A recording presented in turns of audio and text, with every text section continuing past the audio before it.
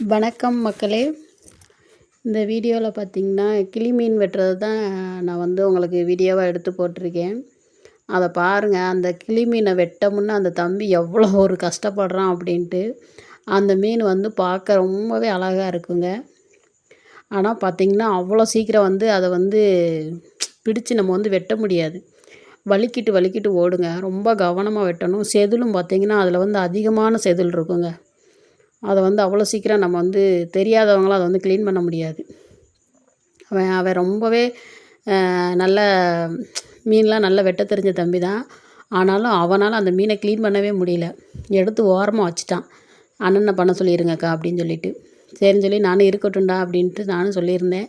பிறகு அவன் என்ன நினச்சானா என்னமோ நானே வெட்டி பார்க்குறேன், ட்ரை பண்ணி பார்க்குறேன் அப்படின்ட்டு திரும்ப எடுத்து அவனாக தான் அதை க்ளீன் பண்ண ஆரம்பித்தான். சரின்னு சொல்லிட்டு ஒரு மீன் எடுத்து வெட்டிட்டான். சரி 2வது மீன் வெட்டும்போது தான் நான் வந்து வீடியோ எடுக்கிறேன்டா பொறுடா அப்படின்னு சொல்லிட்டு வெட்டும்போது க்ளீன் பண்ணும்போது வீடியோ எடுத்தேன். அது பாருங்களேன், வலிக்கிட்டு வலிக்கிட்டு ஓடுதுங்க அந்த மீன். ஆனால் அவன் திறமை தான். 3 மீன் எடுத்து வச்சுருந்தான் வீட்டுக்காண்டி. தம்பி தான் க்ளீன் பண்ணான். நல்லாவே பண்ணி கொடுத்துட்டான். கிளி மீன் வந்து என் மகனுக்கு வந்து ரொம்ப பிடிக்குங்க. அது வந்து கறி பார்த்திங்கன்னா ரொம்ப சாஃப்டாக இருக்கும். இந்த பெரிய பெரிய மீன்கள்லாம் வாங்குறதுல அவ்வளோவா எனக்கு டேஸ்ட்டு தெரியலங்க. இந்த குட்டி மீன்களில் பார்த்திங்கன்னா குட்டி மீனாக ரொம்ப குட்டியில் அந்த தம்பி க்ளீன் பண்ணுறான் பாருங்கள், அந்த சைஸில் உள்ள மீன்கள்லாம் பார்த்திங்கன்னா ரொம்பவே டேஸ்ட்டாக இருக்குங்க.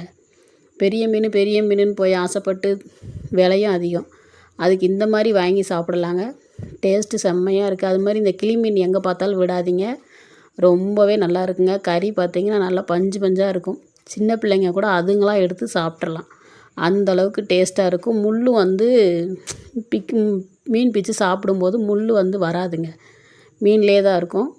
நம்ம சாப்பிட்றது சின்ன பிள்ளைங்க கூட அதுங்களாம் எடுத்து சாப்பிட்றலாம். அந்தளவுக்கு இந்த மீன் வந்து நல்லாயிருக்கும். டேஸ்ட்டும் சூப்பராக இருக்குங்க. நானும் இந்த தடவை குழம்பு வச்சேன். நல்லா இருந்துச்சுங்க. செம்மையாக இருந்தது. நீங்கள் எங்கே பார்த்தாலும் விடாதீங்க. இந்த மீனை வாங்கி நல்லா சாப்பிடுங்க. கிளி மீன் அது பேர் வந்து. ஓகேவா உறவுகளே? அது மாதிரி என் வீடியோ பார்க்குற மக்கள் வந்து கொஞ்சம் லைக் பண்ணி சப்போர்ட் பண்ணுங்கள். வீடியோ இப்போ கொஞ்சம் பரவாயில்லாமல் கொஞ்சம் ஃபாஸ்ட்டாக போய்கிட்டு இருக்கு.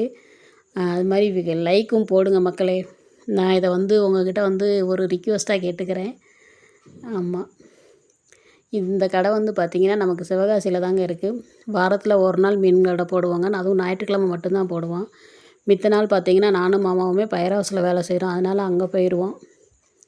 இது வந்து கொரோனா டயத்தில் ஆரம்பிச்சதுங்க. ஆனால் அந்த கொரோனா டயத்தில் ரொம்பவே எங்களுக்கு சப்போர்ட்டாக இருந்தது. அது மாதிரி தொடர்ந்து வாரத்தில் ஒரு நாள் கண்டிப்பாக போட்டுருவோம். கொஞ்சம் ரொம்பவே ஹெல்ப்ஃபுல்லாக தாங்க இருக்குது. யாராச்சும் வேலையே பார்த்துக்கிட்டு இருக்கோம், நம்ம ஒன்றும் பண்ண முடியலையே அப்படின்னா இந்த மீன் வியாபாரம் கூட பார்க்கலாங்க. ரொம்பவே சப்போர்ட்டிவாக இருக்கும். சரிங்களா உறவுகளே? ஓகே உறவுகளே, நம்ம வீடியோவுக்கு லைக் பண்ணுங்கள். சரிங்களா? நம்ம கடை வந்து சிவகாசியில் இருக்குது. மீன் வேணுன்றவங்க சிவகாசிக்கு வாங்க. வந்து சந்தோஷமாக வாங்கிட்டு போங்க. ஃப்ரெஷ்ஷான மீன்கள் கிடைக்கும். அது மாதிரி லைக் போட மறந்துடாதீங்க. ஓகே, பாய்.